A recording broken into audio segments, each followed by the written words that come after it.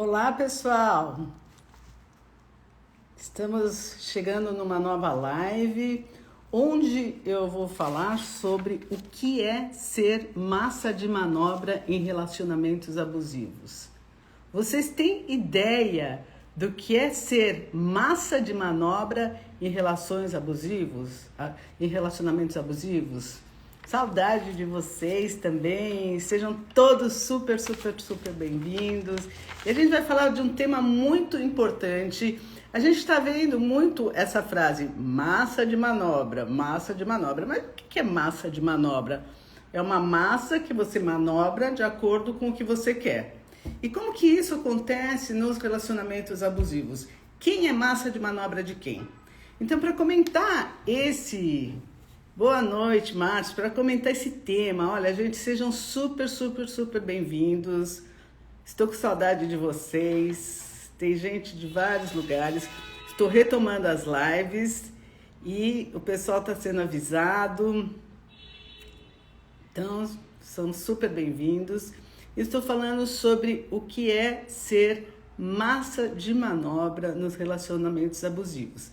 A gente sabe que ser massa de manobra é quando você perde totalmente a consciência e você é utilizado para outros interesses. Então, é quando você perde a consciência sobre você, embora você ache que tem consciência sobre você, mas você está sendo manobrado por uma pessoa, ou seja, por quem for. Então, como que você entra numa massa de manobra sem perceber e de repente você está num relacionamento abusivo e está vivendo toda essa história e você pensa assim, puxa, mas será que é abusivo? Será que não é abusivo? Quem que é esse ser, né? Que pode ser um homem, uma mulher, seja o gênero que for, seja a relação que for, quando você vira isso aqui. Eu fiz questão de trazer isso. Você vira um objeto. O que é um objeto? Um objeto você pode pôr no canal que você quer. Isso aqui, por acaso, é o que muda os canais da televisão, né? Então, você pode mudar o canal, você pode pôr no canal que você quiser. Você é só um objeto e eu vou controlar o seu humor. E por que eu tenho poder sobre você? Por que eu consigo controlar o seu humor? Por uma simples questão que começa desde o início da relação. E isso pode acontecer com pais e filhos que criam filhos como massa de manobra para interesses pessoais. Pode acontecer com nações, pode acontecer desses tempos que a gente está vivendo ultimamente, que eu não sei o quanto que as pessoas têm consciência de si e que estão conhecendo o processo real histórico do que está acontecendo e como que elas acabam lutando, matando, perdendo a humanidade e literalmente morrendo de uma maneira em que elas podem ser isso aqui, um objeto de massa de manobra e nem sabem que são. Então, essa live eu quis usar muito isso para dar um alerta em todos os âmbitos, em todas as relações, para o que pode estar acontecendo desde o microespaço para o macroespaço com as pessoas. E é um alerta, isso daqui me faz muito eu me lembrar da época dos hippies, que disseram não às guerras, que eles não iam ser mais massa de manobra, que eles não queriam mais compactuar com essas brigas horríveis que estavam acontecendo. E voltando aqui para o universo do narcisismo perverso / psicopata, que é o que eu gosto muito de alertar vocês, aonde que começa essa questão? Começa no início, onde existe a conquista, e a gente vai fazer / família, / situações de trabalho e / situações de organizações também. Então, nesses momentos, o que acontece? O suposto abusador, que é um frágil, que é uma pessoa que está bastante fragilizada e que nunca entrou em contato com o seu próprio medo de rejeição, nunca entrou em contato com as suas inseguranças. E olha que coisa interessante. Esses abusadores, esses narcisistas perversos, isso é uma coisa assim, muito importante e interessante de se saber, que é um movimento totalmente criado por eles, de magnanimidade. E embora eles venham no início da relação com esse love bombing, com essa questão de abraçar o outro, de se identificar com o outro, de acolher o outro, eles têm, na segunda fase, que é a fase que eles mais se mostram, eles têm a parte que é da demonstração do quanto que eles vão usar o outro como massa de manobra para que ele não se sinta frágil. E esse movimento delirante que eu vou falar para vocês é assim, eles imaginam, eles têm um delírio como um mecanismo de sobrevivência, e isso começa logo cedo na infância, aonde eles se sentem superiores a todas as pessoas, aqueles que devem receber mais do que os outros, aqueles que merecem receber, porque eles são seres especiais, porque eles são seres magnânimos e porque eles são os que merecem ter a maior atenção de todos. Agora, se eu fizer um comparativo, tá ruim o som aí? Ué, que será? Se eu fizer um comparativo aqui, eu vou pôr mais próximo aqui, e colocar por uma pessoa que tem um surto psicótico, por exemplo, olha que interessante, tem um surto psicótico, um estado delirante de esquizofrenia, seja do que for, e ela vai achar que é um rei, que é Jesus Cristo, que é um avatar, seja quem for, que a gente sabe que esses surtos criam esse tipo de dimensão de percepção e que as pessoas falam que vão ser salvadoras do mundo, mas tudo no contexto bem delirante, e é muito fácil de diagnosticar quando a pessoa está num surto psicótico. A gente entende que as falas são desconexas e que esses delírios de grandeza ou de seja do que for, eles são muito claramente visíveis que existe um componente delirante. A diferença de um narcisista perverso, olha que interessante, de um narcisista perverso, é que esse componente é também delirante, é igual, não tem diferença. Existe uma dissociação do eu real, que ele cria um alter ego, um outro eu. E esse eu, ele é um eu que ele se compõe de magnanimidade, de automerecimento, porque ele se dissocia, ele não está mais associado com a essência dele, que é justamente o oposto. É a fragilidade, é o medo do abandono, o medo da rejeição e uma percepção negativa muito forte sobre si mesmo.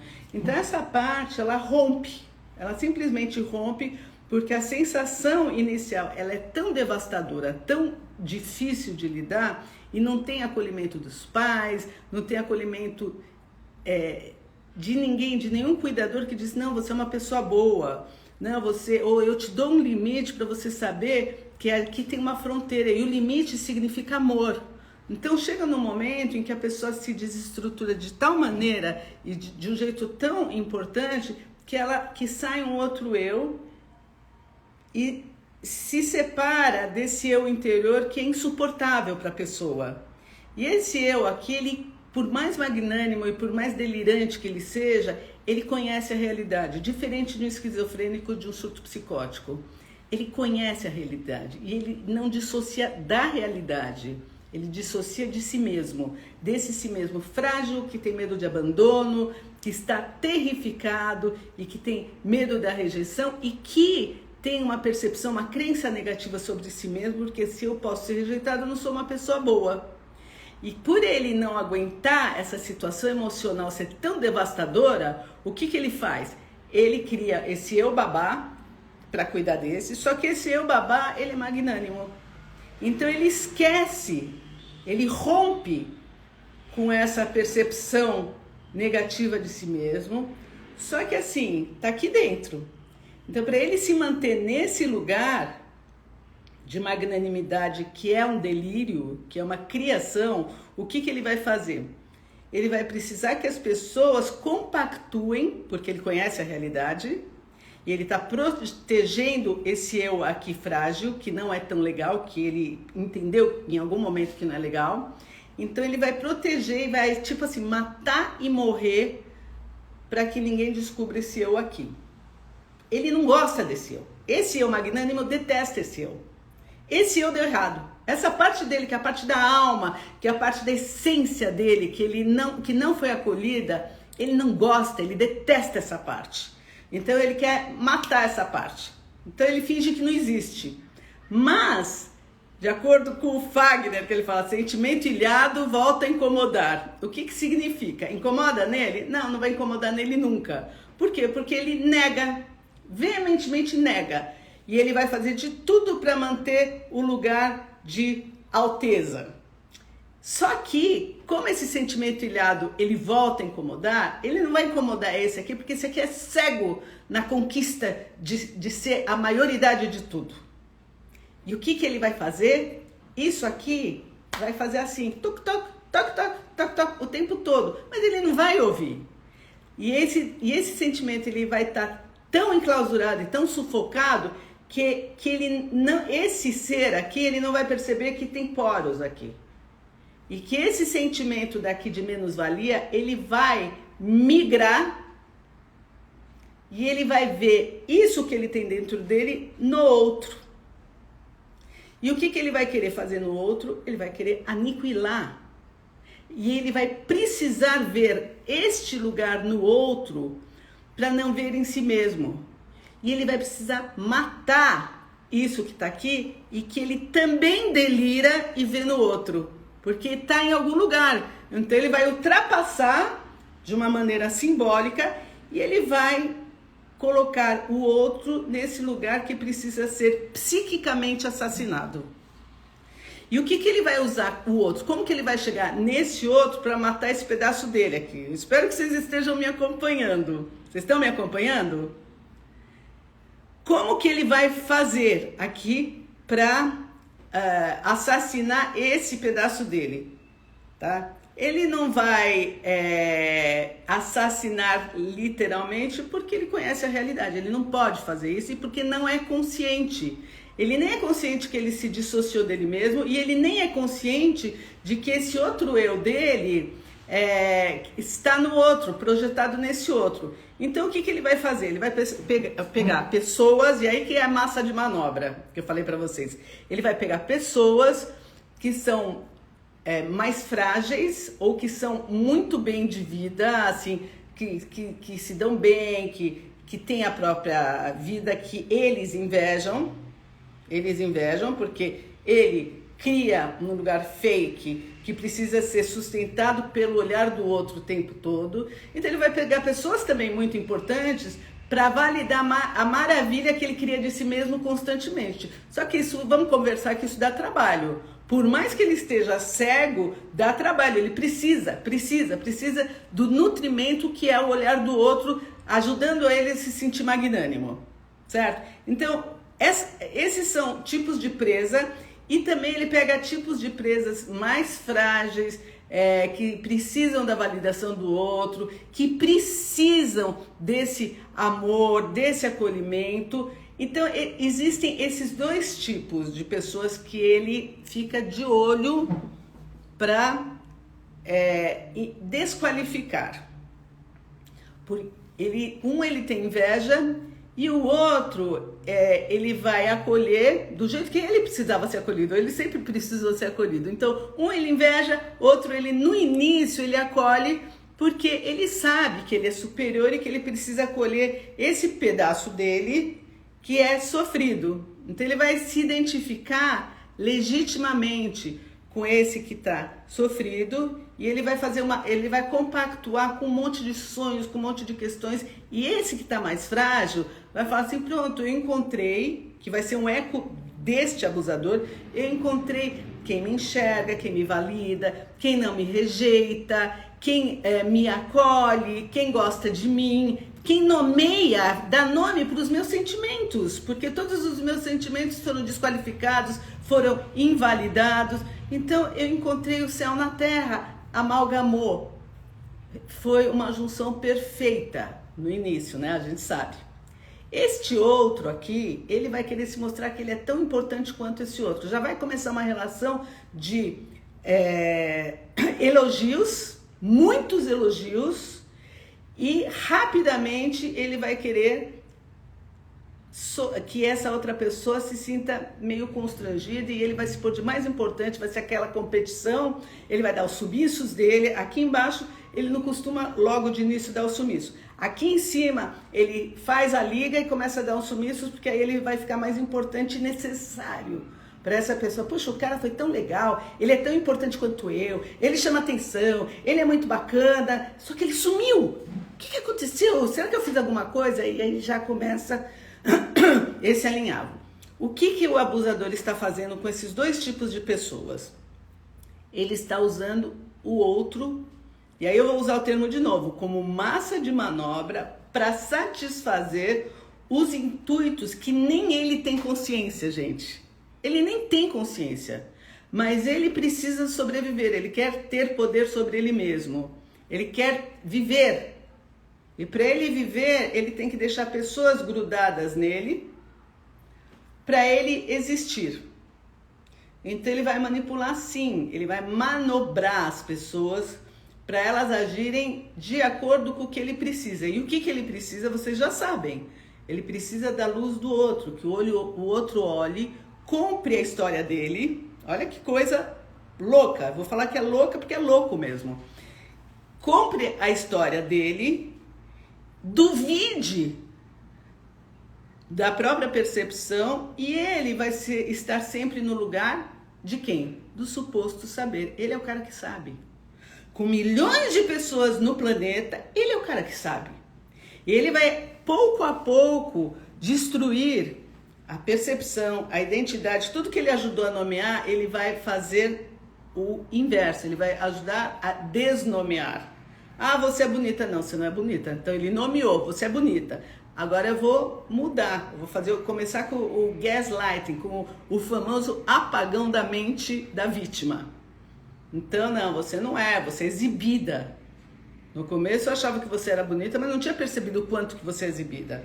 Ou vai diminuir falando assim, não é que você é exibida, você pode se mostrar de bonita e tal, não sei o quê, mas mesmo assim, eu estando com você vê, as meninas não param de me procurar, elas sabem que você é do jeito que você é, mas eu estou super cobiçado, olha, não para de ligar, olha, e vai começar a fazer a triangulação. E quando você quiser sair dessa relação, pasmem, se você entendeu e se você percebeu que você virou isso aqui, um objeto. Você virou um objeto. Você percebeu, eu não sou um objeto, porque o objeto ele usa e depois ele descarta, joga fora, que é o que eles fazem. Mesmo quando a relação fica importante para ele e que ele usa a pessoa como um objeto para aparecer socialmente, ainda assim ele pode fazer isso, sendo que nos bastidores a pessoa está descartada. Só que ninguém vai saber disso. E a própria pessoa vai ficar em dúvida. Será que eu fui descartada? Será que eu sou um objeto? Porque em público ele me trata super bem. Mas em casa eu preciso pisar em ovos, ele muda constantemente de humor, tudo fica diferente. Será que essa pessoa é essa pessoa que se apresenta? Será que as dúvidas que ele me coloca, eu tô falando ele, vocês já sabem que pode ser para qualquer tipo de pessoa, qualquer tipo de relacionamento.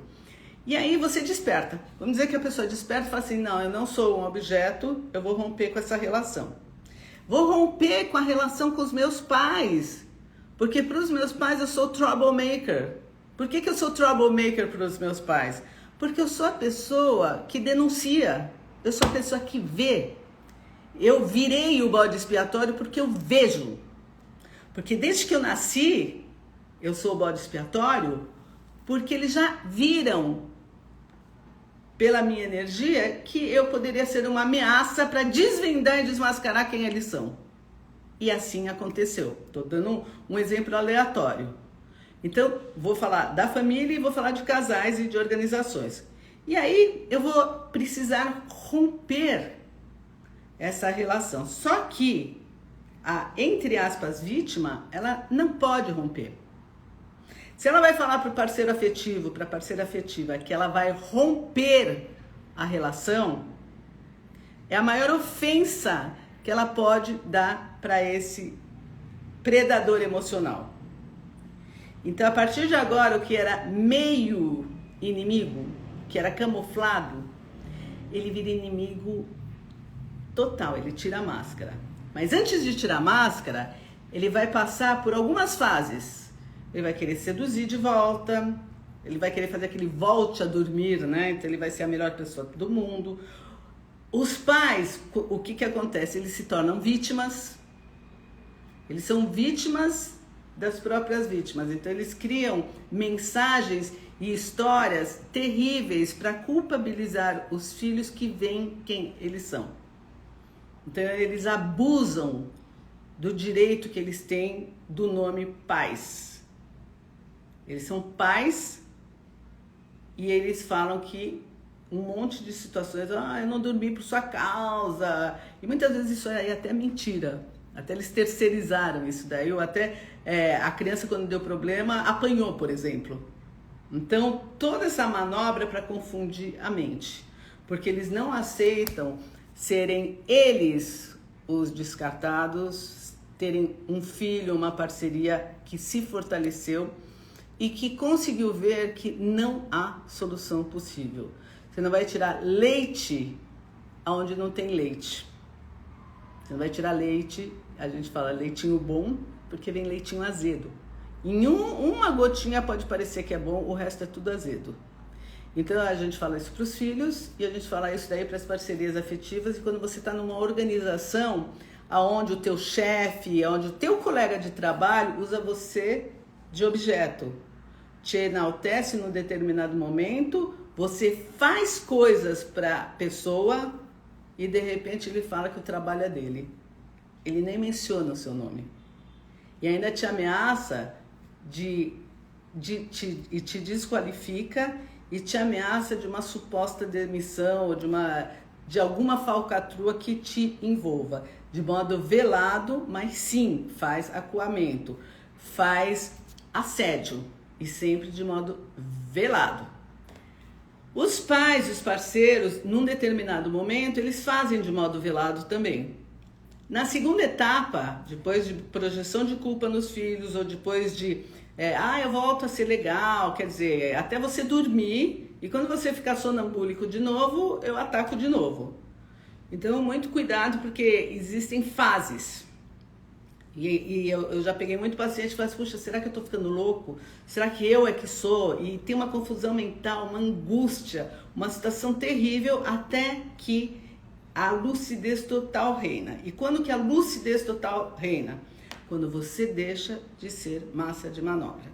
Se você explode com seus pais, você está no jogo. Porque você vai ser visto como o louco da história, com o que leva as coisas, que pega muito pesado as coisas. Aquele que é o que só vê problema em tudo, mesmo que eles te perturbaram, que eles estragaram o seu prazer, a sua festa, ou seja o que for, que eles deturparam uma verdade simples e transformaram a tua vida no inferno e você reclamou, ainda assim você vai ser a louca da história. Então, nesse lugar, quando você percebe que não existe solução possível e faz um luto desse tipo de adoecimento com as parcerias afetivas, no trabalho, que a expectativa, se você é muito generoso o tempo todo, você vai precisar aprender a colocar limites sem culpa. E isso vale um trabalho terapêutico, porque é um aprendizado que muda a sua rede neurológica viciada. Você tem um gatilho de ser generoso, um gatilho de ser bondoso, e muitas vezes esquece que você precisa ser bondoso com você, em primeiro lugar. E isso não é um egoísmo negativo. Isso é saúde, inclusive para quem recebe os seus limites. É saúde. Tá? É a possibilidade da pessoa ter saúde. Tanto você como do abusador. Então, a grande questão que eu queria falar nesta live é que o que o ser humano mais precisa é o sentimento de que ele pertence. E para ele pertencer, em primeira instância, ele precisa pertencer à totalidade de si mesmo. ele precisa se autoconhecer e ver quais partes não tem oxigênio na vida dele. Quais partes ele botou de lado, quais partes ele se assustou, até por um histórico, e ele não lida com essas partes. Então vale sempre uma pesquisa de ser um buscador de si mesmo e simultaneamente um encontrador de si mesmo.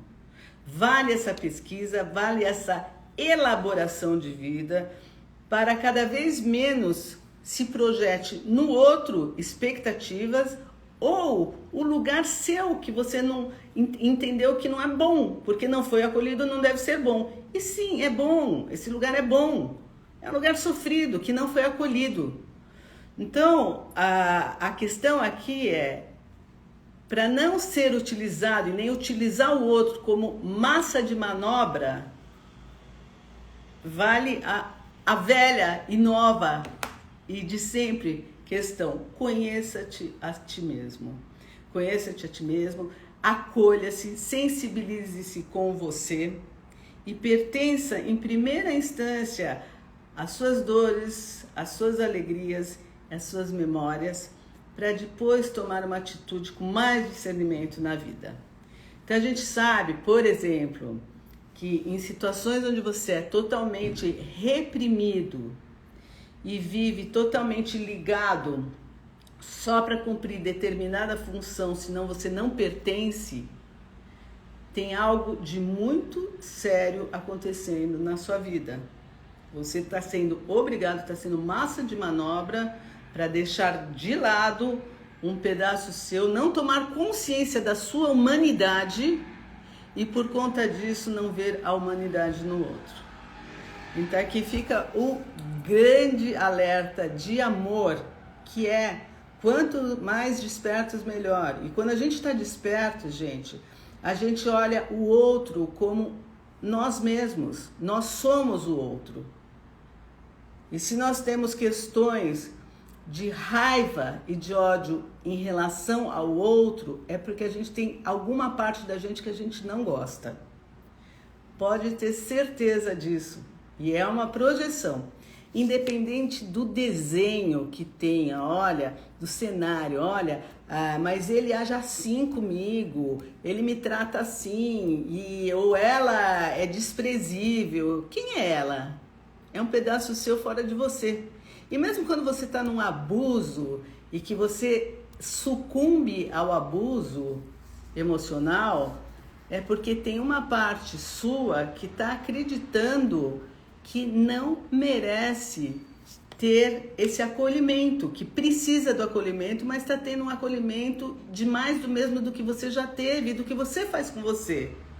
Então são dois lugares de falta de autoamor. Tanto o abusador não tem autoamor e projeta no outro, quanto esse outro que recebe essa projeção, ele está faltando autoamor, mas esse outro está pedindo autoamor. Ele não dissociou, mas ele pede o autoamor pelo amor que vem do outro, mas ele repete uma cena de desamor vindo do outro, que é o cenário interno.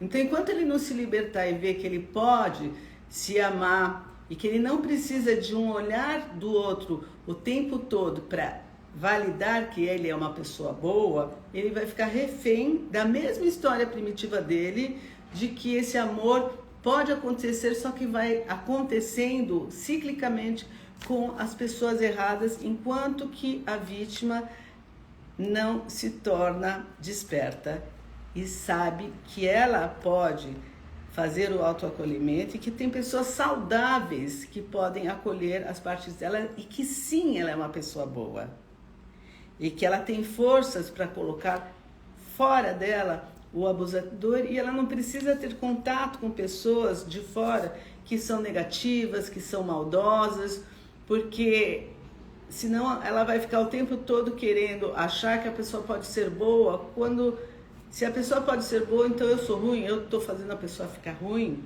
O que está acontecendo dentro de mim? Então é revisitar esses ambientes internos, poder acolher e poder sim ser mais humano consigo próprio para ser mais humano com o outro, inclusive pondo limites saudáveis e rompendo quando necessário, porque muitas vezes é necessário o rompimento. Faz parte de um processo que você pode entender a pessoa, saber como a pessoa funciona, mas é impossível e é incompatível a pessoa não mudar, e se você está mudando de uma maneira de alto amor tão grande. Então, é aquele sinto muito, me perdoe, mas é aquela frase do Pearls que eu amo, que é: eu sou eu, você é você. Se acaso nos encontrarmos, é lindo. Se não, não há nada o que fazer.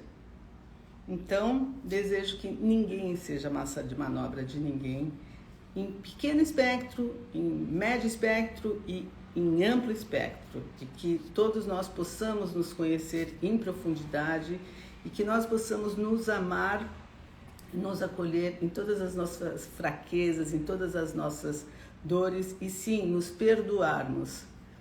Então, um super beijo para vocês. Semana que vem a gente vai estar junto, se Deus quiser. E quanto mais despertos, melhor. Vocês são um outro eu. E eu amo vocês.